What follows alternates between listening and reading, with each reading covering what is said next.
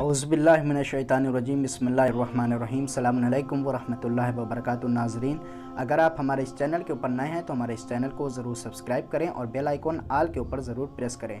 नाज़रीन, 8वें इमाम अली रज़ा अलैहिस्सलाम अपने चाहने वालों को पैगाम देते हैं, फरमाते हैं कि आय अब्दुल अज़ीम, मेरी तरफ़ से मेरे चाहने वालों को सलाम पहुँचा दो और उनसे कहो कि शैतान को अपने ऊपर सवार ना होने दें और उन्हें गुफ्तार में सच्चाई और अमानत अदा करने का हुक्म दो और उन्हें हुक्म दो कि खामोशी अख्तियार करें और जो चीज़ उनके काम आने वाली नहीं उसके हवाले से बहसबाजी ना करें।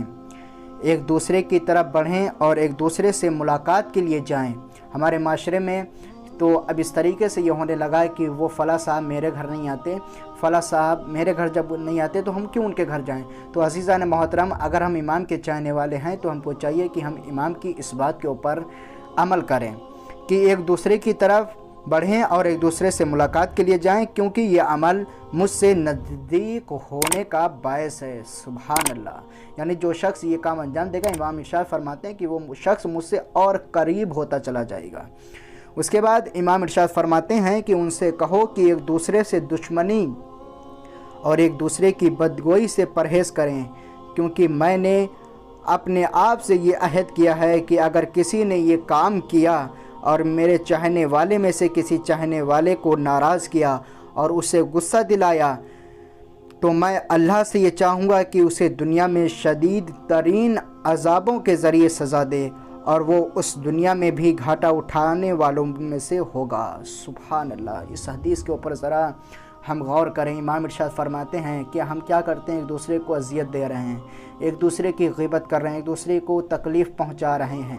इमाम इरशाद फरमाते हैं, अगर जो शख्स मेरे चाहने वाला ही क्यों ना हो, अगर वो मेरे चाहने वाले के साथ ऐसा काम करता है तो मैं खुदावंद आलम से यही कहूँगा कि उसको दुनिया में सख्त तरीन अज़ाबों में से अज़ाब दिया जाए। तो हमको चाहिए कि हम इमाम की इस बात के ऊपर गौर करें। उसके बाद इमाम इरशाद फरमाते हैं कि उनसे कहो, खुदा ने तुम्हारे नेक लोगों को बख्श दिया और तुम्हारे गुनाहगारों को माफ़ कर दिया, लेकिन वो शख्स जो अल्लाह का शरीक करार दे या वो जो मेरे इमाम के चाहने वालों में से किसी एक को तकलीफ़ पहुँचाए या उसके लिए दिल में कोई भी मोहब्बत वग़ैरह ना हो और वो कीना रखता हो।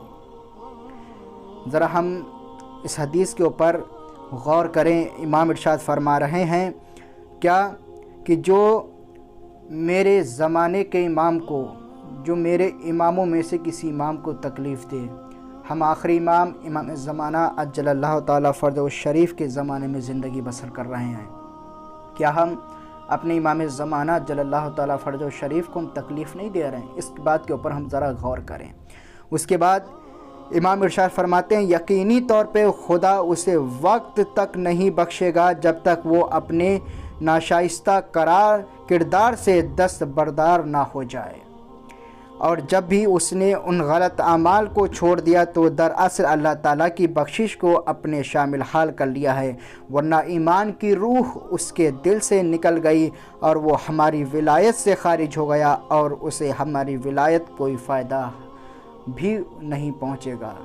सुभान अल्लाह। इस हदीस के ऊपर भी गौर करें। अगर हम ऐसे काम अंजाम दे रहे हैं तो इमाम इरशाद फरमाते हैं कि अगर वो भले ही क्यों ना वो मेरी विलायत का कायल हो, भले ही वो मेरी विलायत से मोहब्बत रखता हो, उसको दोस्त रखता हो, तो उसको कुछ भी फ़ायदा हासिल नहीं होगा। तो अज़ीज़ान मोहतरम, हमको चाहिए कि हम इमाम की इन बातों के ऊपर अमल करें।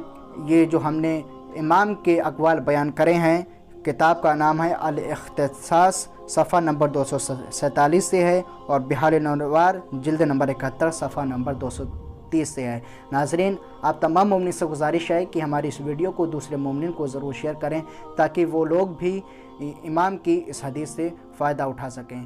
फ़क़त वस्सलाम व रहमतुल्लाहि व बरकातहू।